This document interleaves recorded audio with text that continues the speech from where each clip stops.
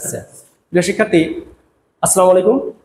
আমরা গত ক্লাসে আলোচনা করেছিলাম হিসাব বিজ্ঞানের কিছু নীতি, কিছু প্রথা। আমরা সেখানে জানতে পেরেছিলাম হিসাব বিজ্ঞানের নীতি হলো যা ওয়ার্ল্ড ওয়াইড প্রচলিত এবং সারা বিশ্বে সমাদৃত, অ্যাকসেপ্টেড সেটা। আর প্রথা বলতে বোঝায় একটা নির্দিষ্ট অঞ্চলের মধ্যে সীমাবদ্ধ কিছু ওই দেশের গভর্নমেন্ট কর্তৃক পরবর্তীত কিছু কাস্টমস বা ঐতিহ্য, এই জাতীয় হলো সেটা হলো প্রথা বলে, যে ওই নির্দিষ্ট এলাকার মধ্যেই যা পরিচালিত এবং মেনে চলে। আর নীতি হলো সারা বিশ্ব কর্তৃক পরিচালিত। তো তারই ভিত্তিতে আজকে আমরা শিখবো অ্যাকাউন্টিং এর কিছু সীমাবদ্ধতা আছে, অর্থাৎ লিমিটেশন আছে। এই সীমাবদ্ধতা কি জিনিস সেটা আমরা জানবো। সীমাবদ্ধতা বুঝতেই পারতেছো যে সবসময় ঝুঁকিকে কনসিডার করে প্রফিটকে পরে বিবেচনা করা হয়। আর তারপরে আরো আমরা জানতে পারবো যে হিসাব বিজ্ঞানের 3C, এই যে দেখছো কনস্ট্যান্টস বলছে, কনস্ট্যান্টস আসলে একটা কোম্পানির অন্যতম একটা ইন্ডিকেটর, যে কনস্ট্যান্টসকে বিবেচনায় নিতে হবে।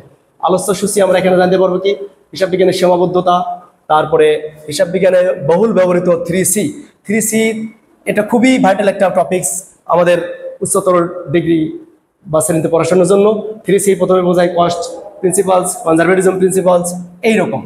তো এই হলো মোটামুটি আমাদের আজকের আলোচ্য সূচি। আমরা এখন সামনে আগাবো, যে সীমাবদ্ধতা দিয়ে শুরু হবে। ধন্যবাদ সবাইকে।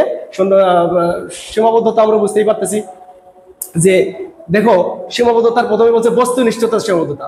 বস্তুনিষ্ঠতা বলতে কি বোঝায়, যে তোমাকে আগে বুঝতে হবে যে গুরুত্ব কোন কোন টপিকস তোমার জন্য কম গুরুত্বপূর্ণ, কোন টপিকস তোমার জন্য বেশি গুরুত্বপূর্ণ।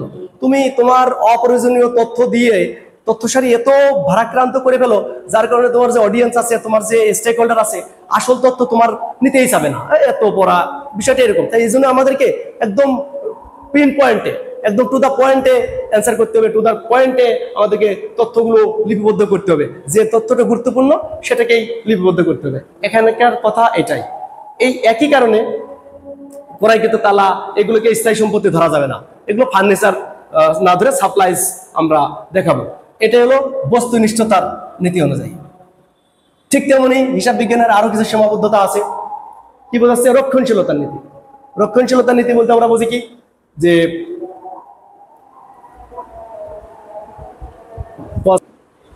যে কথা বলছিলাম হিসাব বিজ্ঞানের আগেটা বুঝলাম বস্তুনিষ্ঠতার নীতি অপেক্ষাকৃত বেশি গুরুত্বপূর্ণ সেই তথ্যকে আমাদেরকে উপস্থাপন করতে হবে। আর এখন আমরা শিখবো হিসাব বিজ্ঞানের রক্ষণশীলতার নীতি। অর্থাৎ রক্ষণশীলতা বলতে বোঝায় যে রক্ষণশীল পরিবার, ওই পরিবারটার বেশি রক্ষণশীল, মানে কনজারভেটিভ। তারা সন্ধ্যার পরে বাইরে বেরোবে না, তারপরে গ্যাঞ্জাম হলে ওদিকে যেও না, এই যে এইগুলো। ঠিক তেমনি বিজনেস পার্সপেক্টিভে সেরকম আছে, যে সবসময় রক্ষণশীল ভাবে ওই অনেক টাকা লাভ হবে তার কারণে আগেই আমি বড় বড় প্রজেক্ট, মেগা প্রজেক্ট নিয়ে রাখবো, তা না।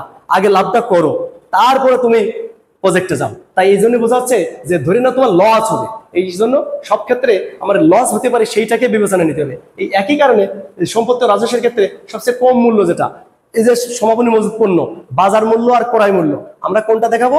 ক্রয় মূল্য না, যেটা কম, যে মূল্যটা কম সেই মূল্য দেখাবো এই রক্ষণশীলতা নীতি অনুযায়ী। অর্থাৎ মজুত পণ্য কম আছে মানে কি আমার মোট লাভ কম হবে, এই কারণে। তাহলে আমরা একটা জিনিস বুঝলাম, এটা কিন্তু খুবই ইম্পর্টেন্ট, যে এই কোন নীতি অনুসারে সমাপনী মজুত পণ্যের মূল্য বাজার মূল্য এবং ক্রয় মূল্যের তুলনায় কম মূল্যে দেখানো হয়, যেটি কম। কোন নীতি অনুযায়ী? রক্ষণশীলতা নীতি অনুযায়ী। এটাই হলো রক্ষণশীলতার মূল কথা। এখানে আমরা একটা সিনারিও দেখতে পাচ্ছি, এখানে বিভিন্ন কেস স্টাডি আছে, কি কি কারণে যে কোয়ালিটি তোমার বিভিন্ন ধরনের প্রোডাক্ট আছে, এই যে ফ্রিডমের একটা ব্যাপার আছে, কনজারভেটিজম প্রিন্সিপালসের সবকিছু মিলেই কনজারভেটিভ প্রিন্সিপাল সবসময় রিস্ক মিনিমাইজ করবে, রিস্ককে প্রায়োরিটি দেওয়া হয়, যে বিবেচনায় নাও রিস্ক হতে পারে, ঝুঁকি আছে। এবার বলছে ব্যয় সুবিধা সম্পর্ক। অর্থাৎ তুমি কোনো প্রোডাক্ট বলছে এই সীমাবদ্ধতার কারণে কোনো দ্রব্য উৎপাদন ও ব্যয়ের বিপরীতে উক্ত দ্রব্য বা বিক্রয় হইতে সুবিধা কম হয়, তাহলে ওই সমস্ত দ্রব্য তৈরি সংরক্ষণ করা যাবে না। অর্থাৎ তুমি একটা প্রোডাক্ট উৎপাদন করে 100 টাকা বিক্রি করতে পারবা, কিন্তু উৎপাদন মূল্য যদি 120 টাকা হয়ে যায়, তাহলে কি আমি প্রোডাক্টে যাবো না। ওটাই বোঝাচ্ছে শিল্প চর্চা। শিল্প চর্চা বলতে বোঝাচ্ছে কোনো শিল্পের ক্ষেত্রে তাদের নিজস্ব বৈশিষ্ট্যের কারণে সর্বজন স্বীকৃত নীতিমালার বাইরে গিয়েও তাদের আর্থিক প্রতিবেদন প্রণয়ন করা হয়, যেমন ব্যাংক, বিমা কোম্পানি, পোল্ট্রি। অর্থাৎ তাদের নিজস্ব বৈশিষ্ট্যের কারণে বাইরে গিয়েও কিছু আর্থিক প্রতিবেদন প্রণয়ন করতে হয়, যে সর্বজন স্বীকৃত নীতিমালা যে শুধুমাত্র মাল্টিন্যাশনাল বা কর্পোরেট এদের জন্য তা না, এটা তোমার এক মালিকানা কারবার, আবার ব্যাংক, বিমা, আর্থিক প্রতিষ্ঠান, পোল্ট্রি ফার্ম, এই খুচরা এসএমই এর ক্ষেত্রেও আমরা এই শিল্প চর্চা প্র্যাকটিসটা করতে পারি।